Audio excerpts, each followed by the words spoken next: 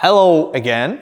What a nice crowd with such a short notice. I'm so happy to see you all here. And it's so good to see a lot of new faces. So just a quick recap. I'm Sergey, co-founder of TechYork. I also a founder of a startup. I'm building a platform for hiring developers on subscription or having a design service on a subscription basis. There's Ben, he's a co-founder of TechYork, and he is also a founder of York Creatives, and he runs a lot of things. He has a beautiful office space in central York, a collective, if anyone's looking for a place to work from. I think you still have a room, or is it already? Four-person office available, best offer in town, best place in town, I think. Anyhow, so that's us. And TechYork, we are completely non-profit group of people just organizing events. Usually we try to organize like once a month, every last Wednesday of every month we try to organize an event. We skip December, and this year we also skip August, so there will be no event next month. We have a very good reason to skip that, but I will not tell you that. That's not my personal information, it's his. But anyhow, other than that, yeah, we try to host those events. I think our main channel of information distribution would be email. So right now you're at the event, so we have your email, now you'll have more of them. That's what we do.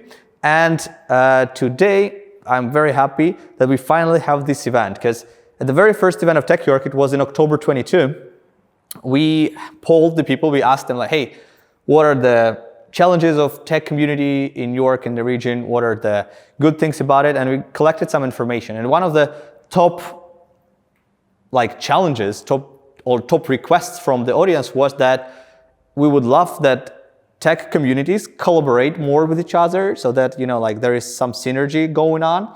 And that's one of the reasons why I'm so excited that today we are hosting an event in collaboration with Women in Tech.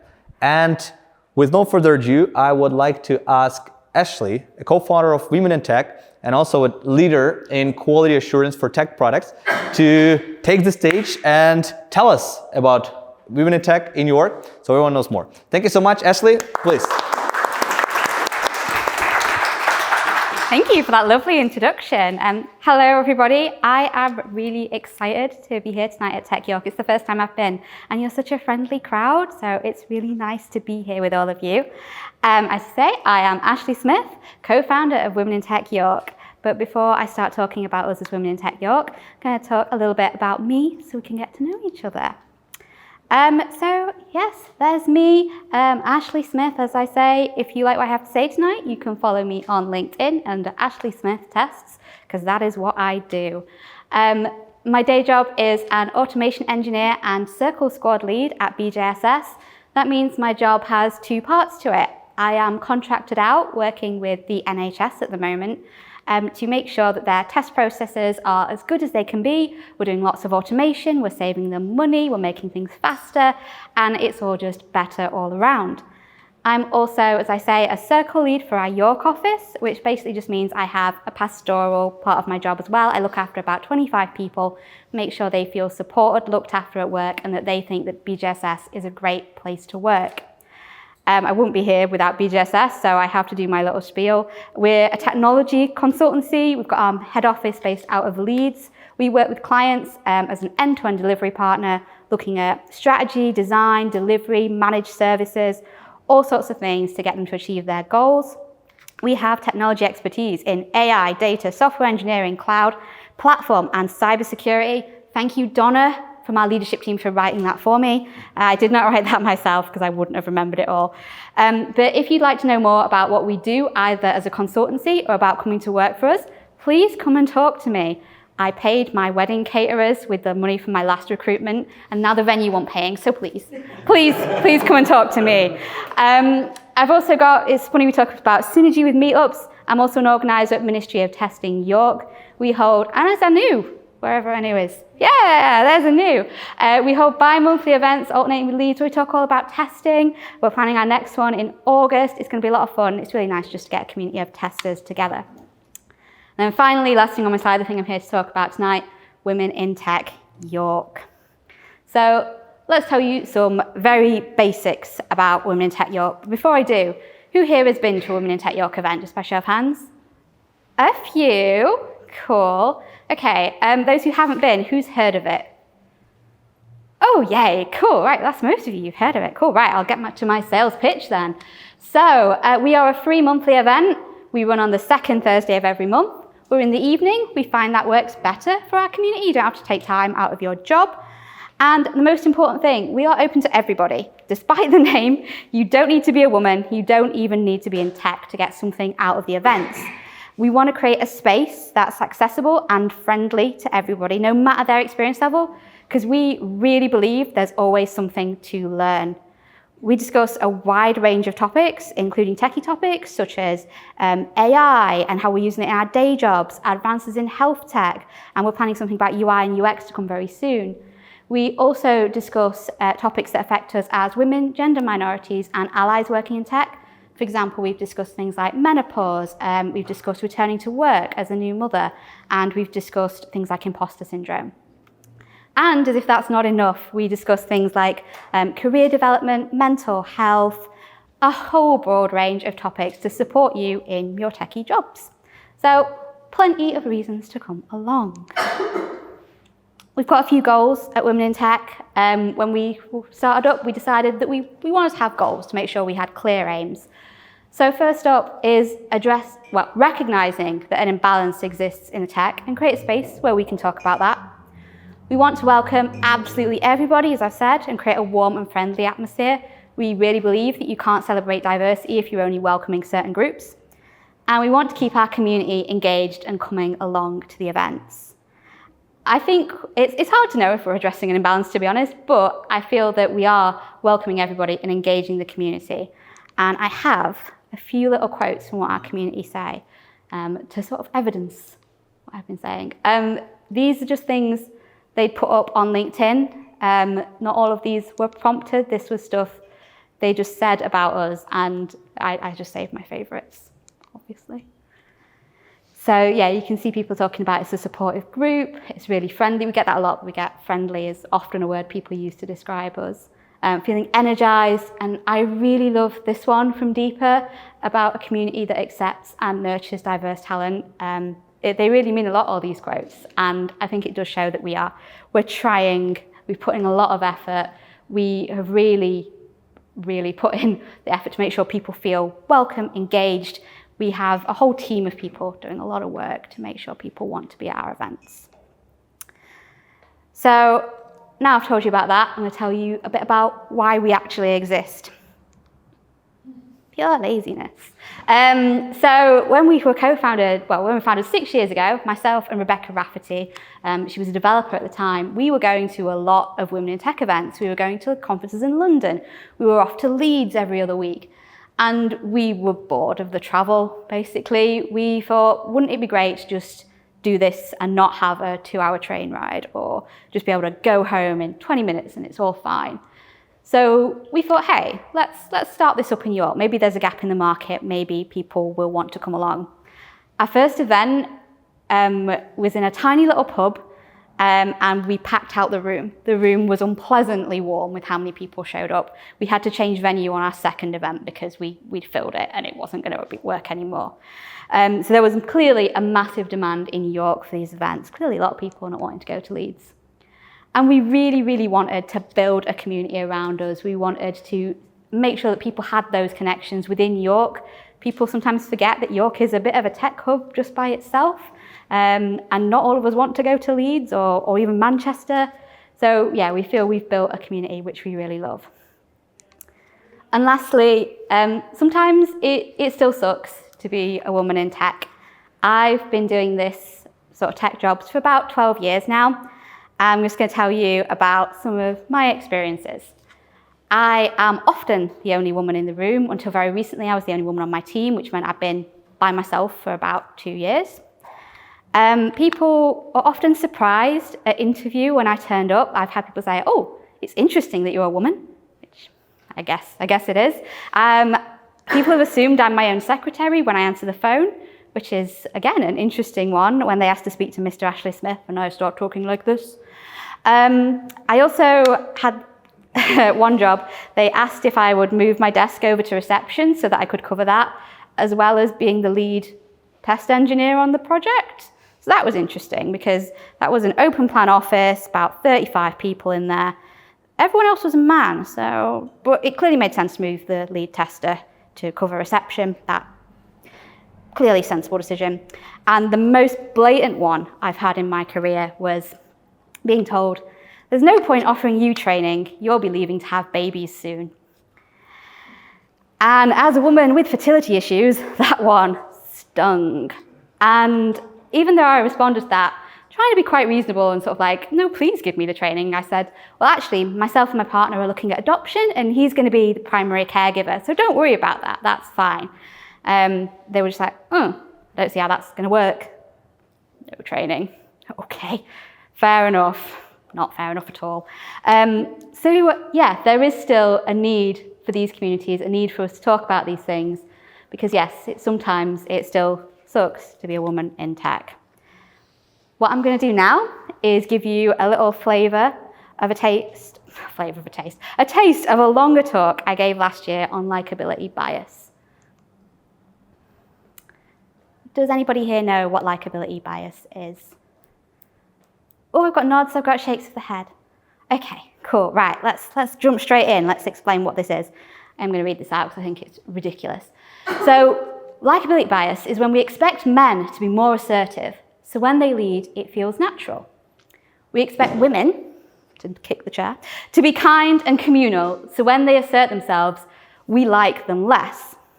So if we imagine a scenario, let's say it's two managers, they're alike in every aspect, except one's a man and one's a woman.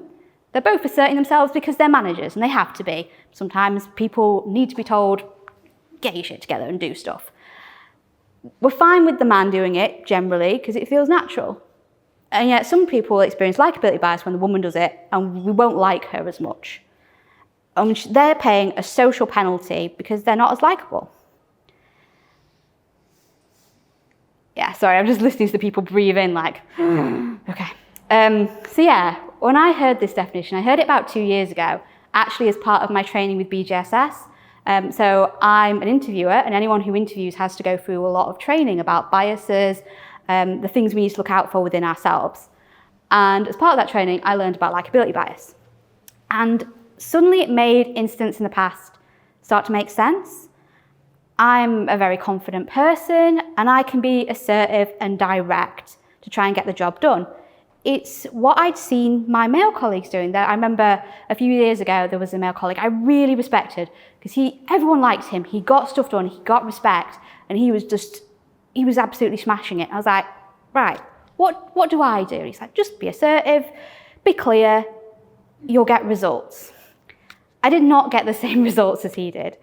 I was being told I was too frosty with people in the office, I was too harsh, I was too bossy, and I was just not being very nice to work with.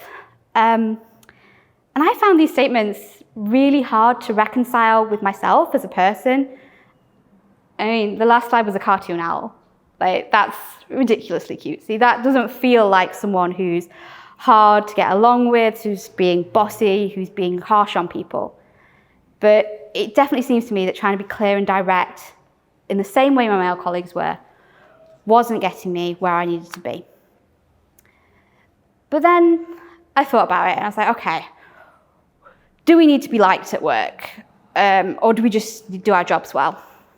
Well, we do kind of need to be liked, because if we're not liked, we might not get the same opportunities, we might not get the same promotions, and we might not get along as well at work with our colleagues. We're there for a long time, it can be 8 hours out of the day.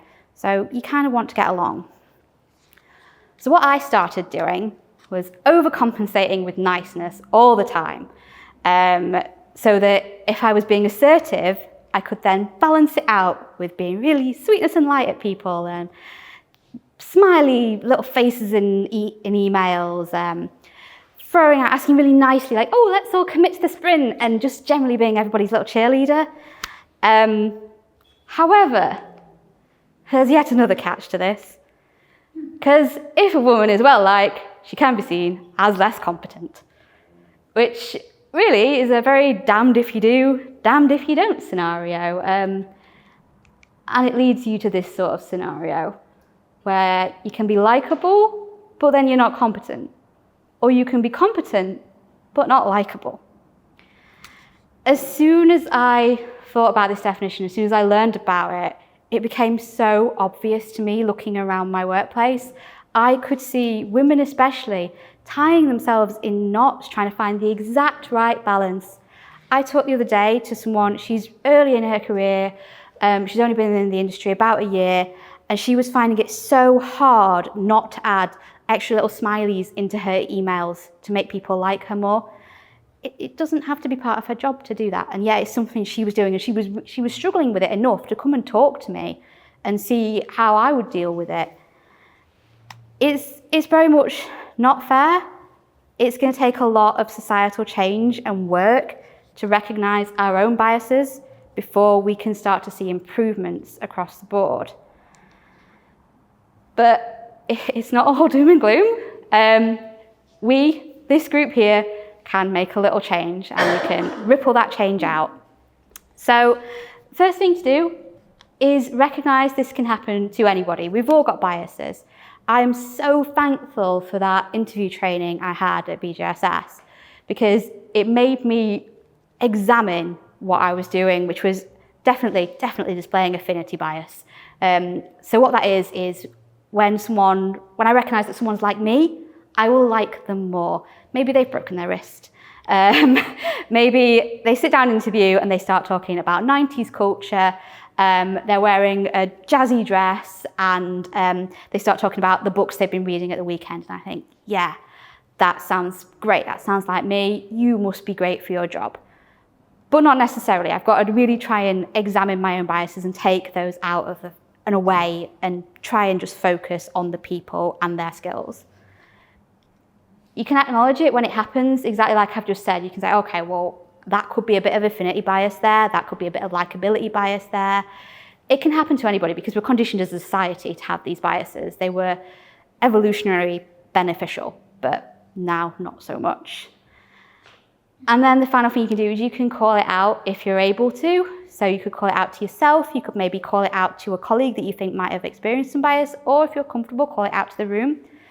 Easiest way, I think, to do this is to talk about training within the organisation. Say, hey, let's all get some training on biases. It's going to make our interview processes fairer. It's going to open up our pool of candidates. It's going to be a lot of stuff that we can do. So if we all in this room took away that little bit of change, we could make a really positive difference to someone's life, someone's career. Someone could get an opportunity that they wouldn't always have gotten before. And that is basically what Women in Tech York is all about. We want to create this welcoming environment to share knowledge. We want to, as a group, create that environment. People feel safe sharing their experience like I've just done with you, whether that's a personal experience or it's about a tech subject that they're passionate about. It just wants to be a nice, safe space for them to come and share that. We want to share the challenges we face, like I've just done with you. We think it's really important to raise awareness because there were people here who hadn't heard of likability bias, and now you know a little bit about it. And you can take that away, and you could improve lives by just talking about it. And we can create a stronger, more aware and informed network throughout York for everybody who works here. I hope that was informative. It's a little taste of what we do at Women in Tech York. If you'd like to join us, our next event is Creative Connections. It's all about fighting burnout through the different things we do and their overlap between tech. So for example, we've got someone who's going to come and talk about dressmaking and the overlap between engineering. We always do something a little weird and wonderful in August. It's our holiday month, so we do different things. We've got one of our lovely speakers here tonight. She wants to give us a wave. No, that's embarrassing. Hey, well done, Deepa. So yeah, it's all about fighting burnout in different ways. It was a very selfish event for me to put on because I was feeling burnout and didn't know what to do. So I got 6 speakers to come and give me some options. But yes, that's going to be next week, Thursday the 8th of August. We sold out today, but you can join our waiting list. We normally get 5-10 people drop out, so you're very likely to get a ticket if you did want to join us. That's everything from me. Thank you very much.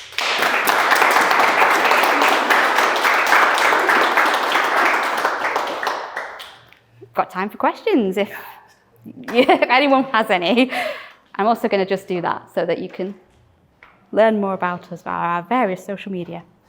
Thank you so much, Ashley. Let me help you. I'll be part of moderation of the questions. So let's do questions. So who has any questions?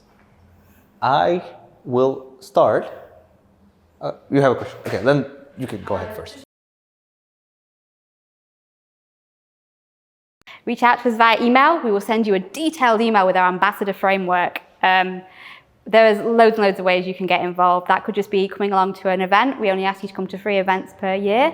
And you just do fun things like greeting people, making sure the event flows correctly, there's someone at the back sorting out lights for us.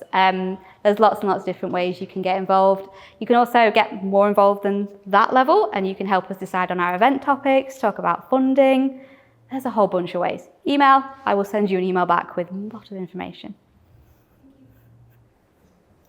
Okay, so I will ask one question too. I don't know if you do any statistics or analytics, but if you do you know like approximately how many women in tech, like who work in tech, are in York, and like percentage-wise, what's percentage like male, female? I do not know, but anecdotally, I would say it's not 50-50. Of course. I don't know. That is an interesting stat that we'll go away and have a look at. Yeah, it's interesting. Our events are obviously about 95% women. The events we come out to tonight, we're pretty even, I'd say. About 50-50-ish. Yeah, it's a good group. Other events I've been to, it's been like, there's been 3 women who huddle together. And yeah, see what happens. Yeah, you get different mixes of different stuff. I imagine, I'd guess it's like 20%, but that's very much just me guessing. Of course. Yeah.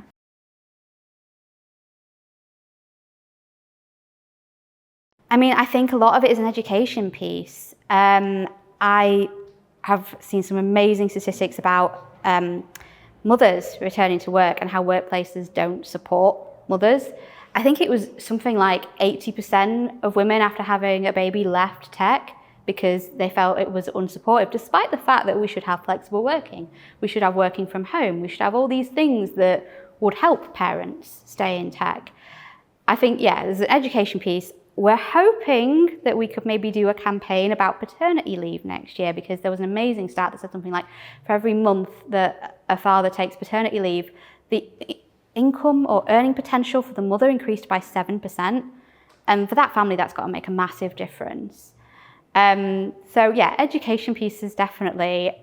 And obviously it's not all around mothers, it's around making sure that women feel welcome in the workplace no matter what. And that's things like menopause awareness. Just having a Slack channel dedicated to that can make people feel more comfortable, more like they belong, and like they've got somewhere to share their experience.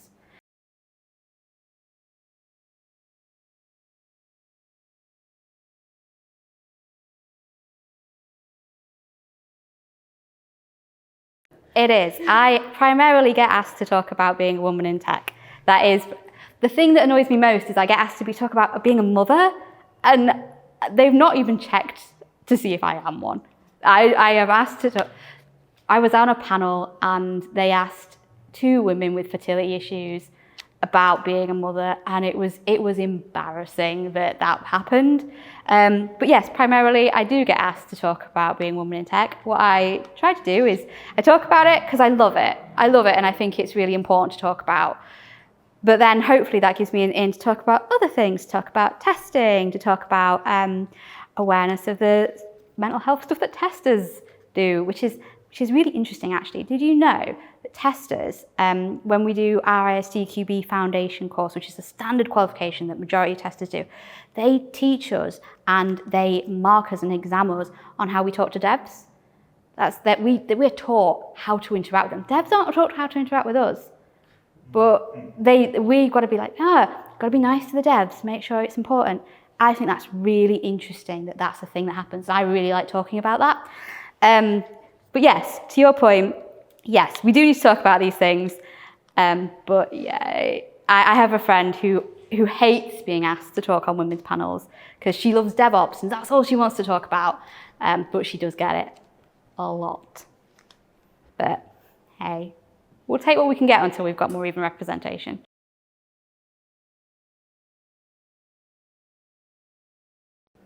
statistically, it seems to be leadership roles. We seem to recruit a lot of women across a lot of roles, but then the higher up you go, the less women you get.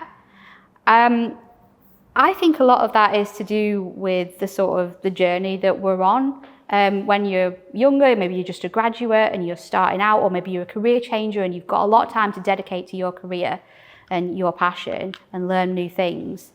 You've got the time. But then as you grow a bit older, maybe you prioritize family, maybe you start prioritizing other things, maybe you prioritize holiday or travel, things like that.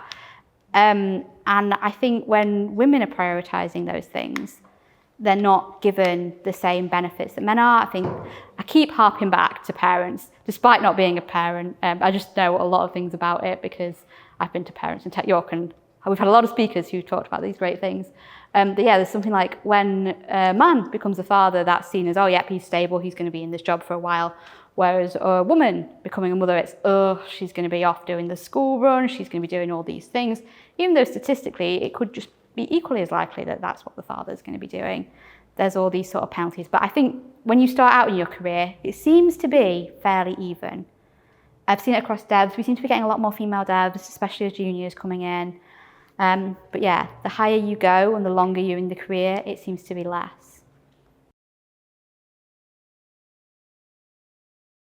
It's not manual. It's not manual. I like automation. I like it because I feel like it's taking away work that for me would be dull. I know a lot of people love doing like the exploratory side, or they quite like the manual side. They're happy with it.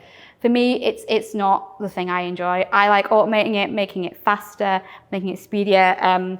What I was doing today, for example, is I was running suites of tests over and over and over, and I was looking at the results when we were running at different levels of parallelization. So we'd be running 5 tests all at the same time, then 6, then 7, and trying to see, were failures happening when we started running them at certain levels? And yes, they were, and that's an interesting bug that I'll be going back to our developers with tomorrow.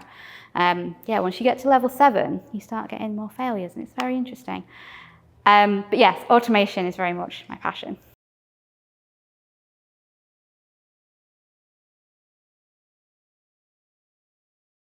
I definitely think that. Did you learn that at Women in Tech? Because that's what we say. Cool, okay. Yes, we don't say soft skills, we say core skills, because they're core to the role. I do think language has to change, absolutely, because we do end up doing more admin generally as women if we don't police ourselves. I have people asking, not now, but I had in my past, people asking me to book meetings for them. I wrote them a document about how to book meetings, because I was just like, you can do this. If you can't read the document, why you are CTO? But yes, I do think language has to change. There's a lot of things we say, like soft skills. I can't think of another example now. There are them. There's loads. But I'm now thinking about someone to talk about this. And soft skills was their main example. So ever since that talk, we were like, no, we don't say soft skills, we say core skills. But yes, I do think language like that, when we see it, we should call it out, spot it, replace it, and be like, this is a core skill.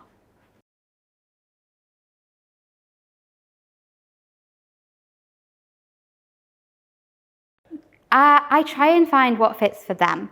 So I taught someone who has ADHD, and he was so fast. Everybody else I'd taught, I'd be like, right, lesson 1, we're just going to do this, we're going to do that, we're going to do this, and we're going to work through it really slowly. Whereas when I taught him, he was off. He knew what he was doing. He was on lesson 5 by lesson 1, because he'd gone away, absorbed it, spent a load of time on it, and just got really, really good. So yeah, I do try and tailor it to what works for them. I do ask, what's your learning style? Do you like to read? Do you like me to talk at you? Do you like to just do it and give me a call when you need help? Do you want me to just set you out like a worksheet? So yeah, I try to adopt it. I know I have to go to a lot of knowledge transfer sessions at work. To try and concentrate on those, it's ridiculous. I have to stand up, turn off Slack, and I will step and stare at the screen to try and concentrate on what this person is saying, because I find someone just talking at me difficult to focus on, especially when I'm working from home and I've got notifications popping up, emails, or I've got that meeting coming next, or So yeah, I do try and ask people what their learning style is. I think in person does work quite well for a lot of people because we can take away that distraction, but obviously that doesn't work for everybody.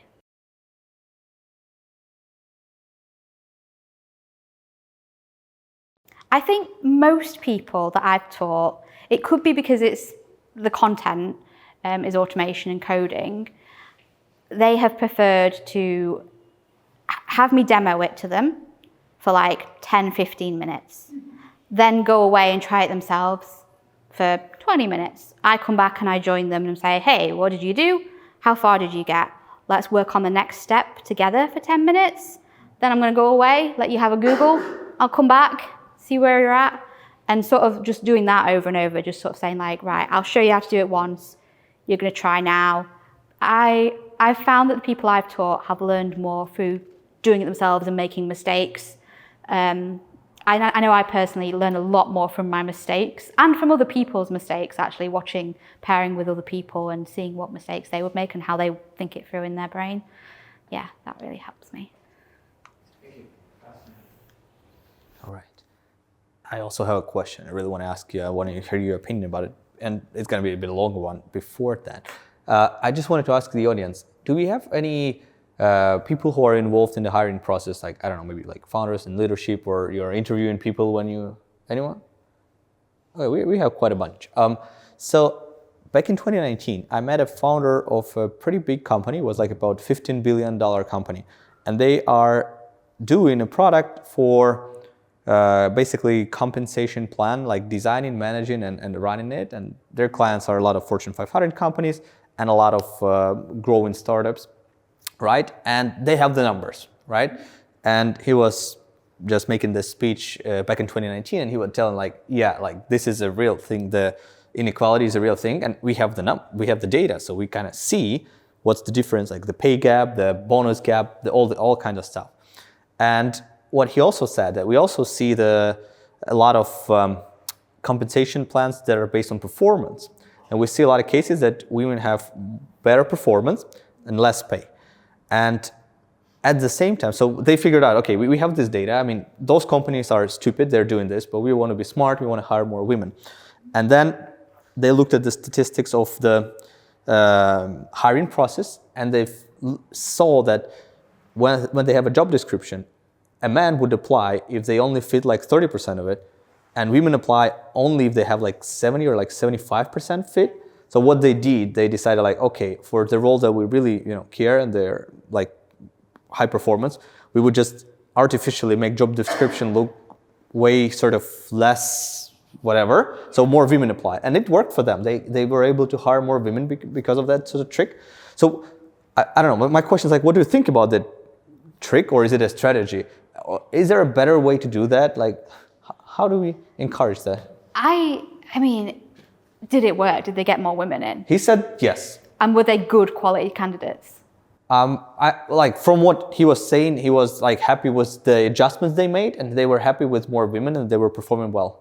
Great, okay, then I feel like it achieved the aim. If their aim was, we want a more diverse candidate pool to choose from, yeah, why not? I'm assuming that it's not put the men off from applying. They're still going to get plenty of people who apply. I don't see any problem with that. If their roles were putting women off, sure. I've heard that Aviva, I think it was Aviva, run their job descriptions through a tool that, yes, getting nods, cool, that sort of takes away anything that might prejudice someone against the role to make them think. What I'd add to that as well is get women on your interview panels, because being a woman who's on interview panels, when someone doesn't want to talk to me, or they only want to talk to the man, or when I ask them a question, for example, I asked someone a question about selenium. It was right at the top of their CV. It was their top skill. And he was like, why do you want to know about that? That's not a very relevant skill for this role, is it? And which I was like, top of your CV, mate. What do you want me to ask about? But then when my male colleague was asking him questions, he was getting a lot more respect. He was getting direct eye contact. This guy wasn't looking at me. And get your women on your hiring panels, and you'll weed out your arseholes. I think that's a very good point.